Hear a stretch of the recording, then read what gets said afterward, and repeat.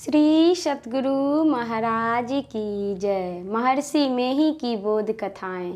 कहानी बीच का रास्ता अपनाओ। भगवान बुद्ध ने जिस धर्म से और जिस प्रभुत्व से समूचे संसार में अपना ज्ञान फैलाया था, वह ज्ञान फिर फैले। वह ज्ञान क्या था? जब वे घर से निकले थे तब वे उस ज्ञान को नहीं जानते थे। घर से निकलकर वे अग्निहोत्री पंडित आदि के यहाँ गए और उनके बताए साधन किए। कठोर तप के बाद भी उनकी नाउम्मीदी आई। कठोर तप के बाद भी उनको नाउम्मीदी आई कि जिस परम ज्ञान को मैं चाहता था वह प्राप्त नहीं हुआ। घर जाकर राज्य संभालूं या संसार में घूमूं, सोचा राज्य में मन नहीं लगेगा। फिर उन्होंने विचारा, ध्यान करूँगा चाहे शरीर गल ही क्यों न जाए। ध्यान करने बैठ गए।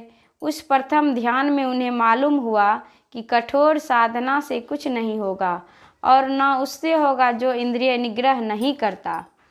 मैंने सुना था कि जब वे प्रथम ध्यान में थे तब उन्होंने देखा कि इंद्र आए हैं। उनके हाथ में तानपुरा है। तानपुरे में 3 तार हैं। एक तार बहुत कसा हुआ है जिसकी आवाज़ ठस मालूम पड़ती है।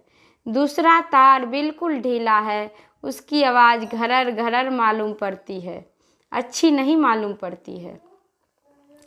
मध्य का तीसरा तार ठीक तरह से कसा हुआ है, यानी न तो अधिक कसा हुआ है और न एकदम ढीला है। उसकी आवाज़ बड़ी मीठी और सुरीली है। इससे उन्होंने निर्णय किया कि मध्य का मार्ग पकड़ो।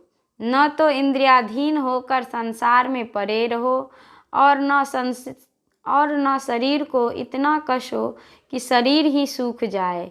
इसीलिए भगवान बुद्ध ने बीच का रास्ता अपनाया। इसका दूसरा अर्थ है कि अपने शरीर में 2 भाग हैं, दायां और बायां। दाहिने भाग के बीच में रहो।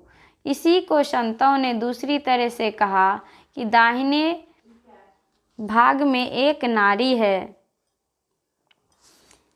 इसका दूसरा अर्थ है कि अपने शरीर में 2 भाग हैं, दायां और बायां। दाहिने बाएं के बीच में रहो।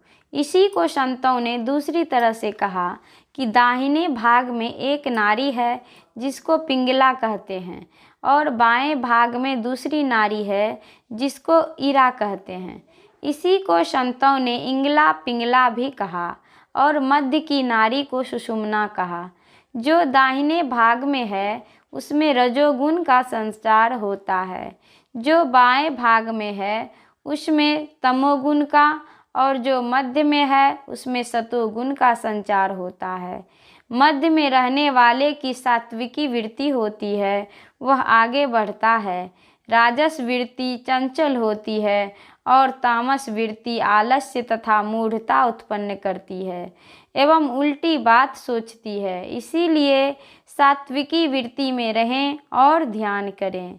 श्री सतगुरु महाराज की जय। यह प्रवचन शांति संदेश पत्रिका में अप्रैल सन 1978 ईस्वी को प्रकाशित हुआ था। श्री सतगुरु महाराज की जय।